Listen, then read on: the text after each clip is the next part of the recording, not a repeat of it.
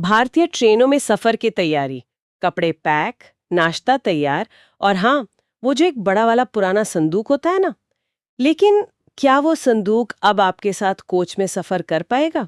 शायद नहीं। आज हम भारतीय रेलवे के सामान ले जाने के नियमों में हुए एक बहुत बड़े और कह सकती हूँ कि थोड़े चौंकाने वाले बदलाव पर बात करेंगे।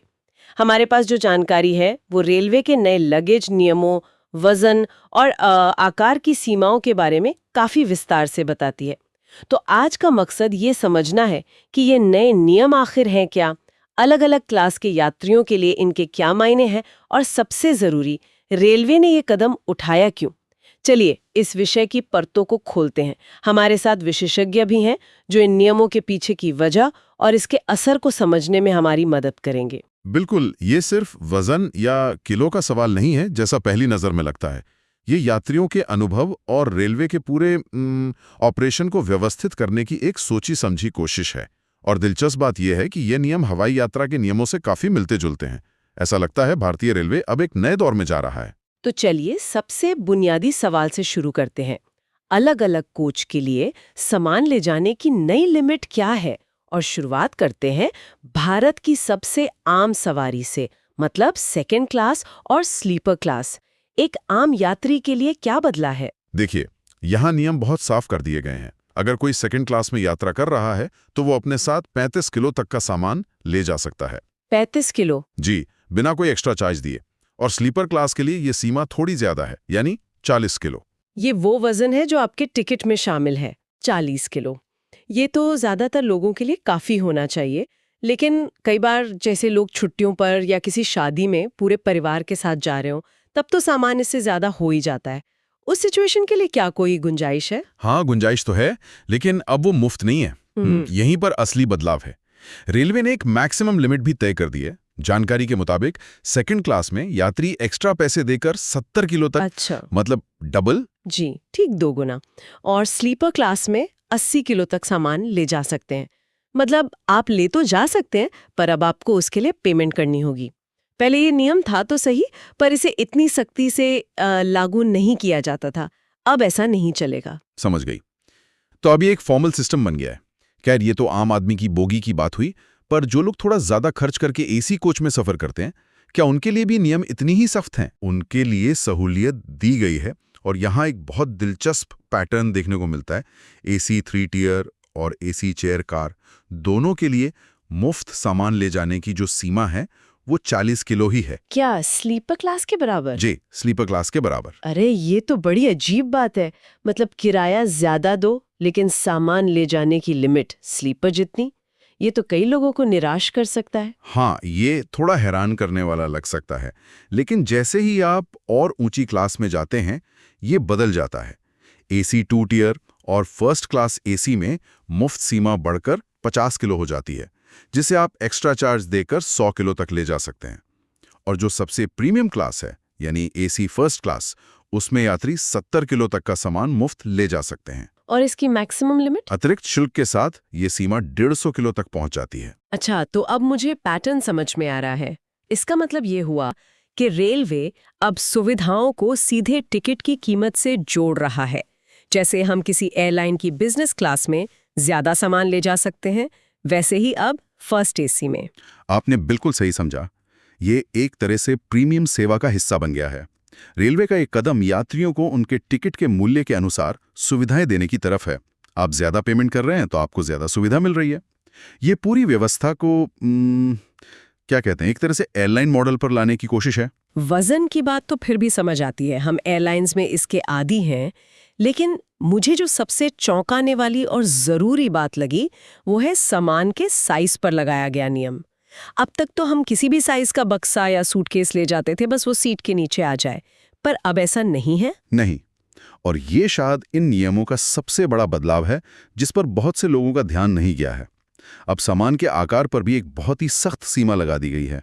कोई भी ट्रंक, सूटकेस या बक्सा जिसकी बाहरी माप, हाँ, क्या है वो माप? 100 सेंटीमीटर लंबाई, 60 सेंटीमीटर चौड़ाई और 25 सेंटीमीटर ऊंचाई, इससे ज्यादा है तो उसे कोच के अंदर ले जाने की अनुमति नहीं होगी। 100 गुना 60 गुना 25 सेंटीमीटर? अरे ये तो बहुत से जो पारंपरिक स्टील के ट्रंक होते हैं और बड़े सूटकेस, उनको तो सीधे सीधे बाहर कर देगा। मुझे याद है मेरी दादी का एक पुराना भारी भरकम संदूक है जो हर यात्रा में साथ जाता था। इस नियम के हिसाब से तो वो अब कोच में आ ही नहीं पाएगा। मुझे लगता है इससे बहुत सारे लोगों को दिक्कत होगी। दिक्कत तो होगी, खासकर शुरुआत में। रेलवे इस माप को लेकर बहुत स्पष्ट है।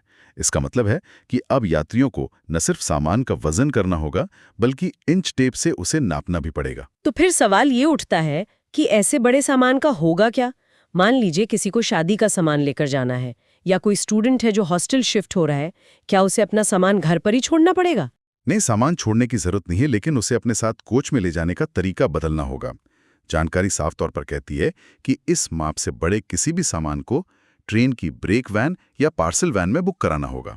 अच्छा, पार्सल वैन में? जी, इसके लिए अलग से प्रक्रिया होगी और उसका चार्ज भी लगेगा। ये बिल्कुल वैसे ही है जैसे हवाई यात्रा में चेक इन बैगेज होता है। लेकिन ऐसा करने की जरूरत क्यों पड़ी? सालों से तो लोग ऐसे ही सफर कर रहे थे, बड़े बड़े संदूक और बोरियां लेकर। अचानक ये बदलाव क्यों? क्या ये सिर्फ यात्रियों से पार्सल बुकिंग के जरिए ज्यादा पैसे लेने का एक तरीका है, जैसा कुछ लोग सोच सकते हैं? देखिए, पैसे का पहलू तो है ही, लेकिन रेलवे का जो ऑफिशियल तर्क है वो इससे कहीं ज्यादा गहरा है। पहली बात तो ये कि इस घोषणा को खुद रेल मंत्री अश्विनी वैष्णव ने लोकसभा में किया था। जब कोई नीतिगत बदलाव संसद में घोषित होता है तो उसे एक महत्वपूर्ण राष्ट्रीय नीति का दर्जा मिल जाता है। सही बात है। ये सिर्फ एक सर्कुलर नहीं है, बिल्कुल, ये एक सोचा समझा नीतिगत फैसला है। और रेलवे का आधिकारिक तर्क क्या है? उन्होंने इसे यात्रियों की सुविधा के लिए कैसे पेश किया है? रेलवे का कहना है कि ये कदम मुख्य रूप से दो वजहों से उठाया गया है। पहला, यात्रियों की सुविधा। उनका तर्क है कि बड़े बड़े सामान की वजह से कोच के अंदर जो चलने फिरने का रास्ता होता है, मतलब गलियारा, वो जाम हो जाता है। हाँ, ये बात तो सही है। कई बार तो गलियारे में इतना सामान रखा होता है कि निकलना ही मुश्किल हो जाता है। बिल्कुल। और दूसरा कारण इससे भी ज्यादा गंभीर है, सुरक्षा। अगर हम बड़ी तस्वीर देखें तो ये कोच के अंदर के रास्ते को साफ रखने के बारे में है। आप सोचिए कि किसी इमरजेंसी में ट्रेन को जल्दी खाली करना पड़े और रास्ते में बड़े बड़े सूटकेस रखे हों। हाँ, ये तो भगदड़ का कारण बन सकता है। जी, ये बहुत खतरनाक साबित हो सकता है। तो ये कदम सुरक्षा और व्यवस्था दोनों को बेहतर बनाने के लिए है। हालांकि इससे रेलवे का पार्सल रेवेन्यू भी बढ़ेगा। ये एक व्यावसायिक फैसला भी है। सुरक्षा का पहलू वाकई बहुत जरूरी है, जिसे हम यात्री अक्सर नजरअंदाज कर देते हैं। ठीक है, नियम समझ आ गए, उनके पीछे की वजह भी कुछ कुछ समझ आ गई। अब सबसे जरूरी सवाल, मान लीजिए कोई यात्री इन नियमों को फॉलो नहीं करता है, कोई तय लिमिट से ज्यादा वजनी या बड़े आकार का सामान लेकर स्टेशन पहुंच जाता है, तो उसके साथ क्या होगा? क्या उसे ट्रेन में चढ़ने से रोक दिया जाएगा? यहाँ दो अलग अलग स्थितियां हैं। अगर आपका सामान सिर्फ वजन की सीमा से ज्यादा है लेकिन आकार के नियम के अंदर है, तो आपको अतिरिक्त वजन के लिए चार्ज देना होगा। और ये चार्ज, जो एक तरह का जुर्माना होगा, वो पहले से पार्सल बुक करने के रेट से कहीं ज्यादा होने की संभावना है। और अगर सामान का आकार ही नियम से बाहर हो, वो 100x 60x 25 सेंटीमीटर वाली लिमिट से बड़ा हो, तब क्या होगा? और यहीं पर असली समस्या है। जानकारी के मुताबिक ऐसे गैर अनुपालन वाले सामान को, मतलब जो आकार की सीमा से बाहर है, उसे कोच में ले जाने की अनुमति ही नहीं दी जाएगी। क्या मतलब, अनुमति ही नहीं दी जाएगी? जी, कोई बहस नहीं, कोई गुंजाइश नहीं। अरे, इसका मतलब है कि ट्रेन छूटने से 15 मिनट पहले आपको टीटीए ये बता सकता है कि आपका मुख्य सूटकेस तो कोच में जा ही नहीं सकता। ये तो किसी के लिए भी बहुत बड़ी मुसीबत खड़ी कर सकता है। बिल्कुल, ये स्थिति यात्रा शुरू होने से ठीक पहले बहुत तनावपूर्ण हो सकती है। आपके पास दो ही ऑप्शन होंगे, या तो सामान को वहीं छोड़ दें, या फिर भागदौड़ करके उसे पार्सल ऑफिस में बुक कराएं, जिसकी अपनी एक लंबी प्रक्रिया होती है और इस बात की कोई गारंटी नहीं कि वो उसी ट्रेन से जाएगा। बाप रे, तो ये बहुत जरूरी है कि यात्री अपनी यात्रा की योजना बनाते समय ही इन नियमों को ध्यान में रखें। तो संक्षेप में, अगर हम आज की पूरी चर्चा का सार निकालें, तो अगली बार ट्रेन का टिकट बुक करते समय सिर्फ अपनी सीट ही नहीं, अपने सूटकेस पर भी ध्यान देना होगा। तैयारी अब सिर्फ कपड़ों की नहीं, बल्कि सूटकेस के नापतोल की भी करनी होगी। एकदम सही। एक अच्छी आदत ये होगी कि यात्रा से पहले घर पर ही किसी वेइंग मशीन से अपने सामान का वजन कर लिया जाए, और इंच टेप से नाप भी लिया जाए। जी, और एक इंच टेप से उसका आकार भी माप लिया जाए, ठीक वैसे ही जैसे हम एक इंटरनेशनल फ्लाइट के लिए तैयारी करते हैं। ये बदलाव भारतीय रेलवे को एक अधिक स्ट्रक्चर्ड और ऑर्गेनाइज्ड सिस्टम की ओर ले जा रहा है। हो सकता है शुरुआत में ये थोड़ा असुविधाजनक लगे, लेकिन लंबी अवधि में ये यात्रा को ज्यादा सुखद बना सकता है। तो आज हमने भारतीय रेलवे के सामान से जुड़े इन नए नियमों को बहुत गहराई से समझा। वजन की सीमा से लेकर सूटकेस के आकार तक अब सब कुछ पहले से ज्यादा व्यवस्थित हो गया है। ये स्पष्ट है कि रेलवे अपनी सेवाओं को मानकीकृत मतलब स्टैंडर्डाइज करने की कोशिश कर रहा है। इससे एक जैसा अनुभव मिलेगा, चाहे आप कहीं से भी यात्रा कर रहे हो। ये एक छोटे से असुविधाजनक बदलाव की तरह लग सकता है, लेकिन इसका बड़ा उद्देश्य एक बेहतर और सुरक्षित यात्रा का अनुभव देना है। सोचते हुए आज की हमारी पूरी चर्चा रेलवे के हवाई यात्रा के मॉडल को अपनाने पर ही केंद्रित रही। ये मुझे सोचने पर मजबूर करता है कि सामान के नियमों के बाद क्या रेलवे के अनुभव का कोई और पहलू है जो भविष्य में इसी तरह मानकीकृत हो सकता है, जैसे कि बोर्डिंग का समय या फिर खाने पीने की व्यवस्था। और एक बड़ा सवाल ये भी है कि क्या इस स्टैंडर्डाइजेशन की प्रक्रिया में भारतीय ट्रेनों का वो जो एक अनूठा और थोड़ा लचीला सा चरित्र है वो कहीं खो जाएगा। वो थोड़ा सा अव्यवस्थित लेकिन अपनापन भरा माहौल, क्या हम उसे खोने की कगार पर है? ये एक सवाल है जिस पर सोचना दिलचस्प होगा।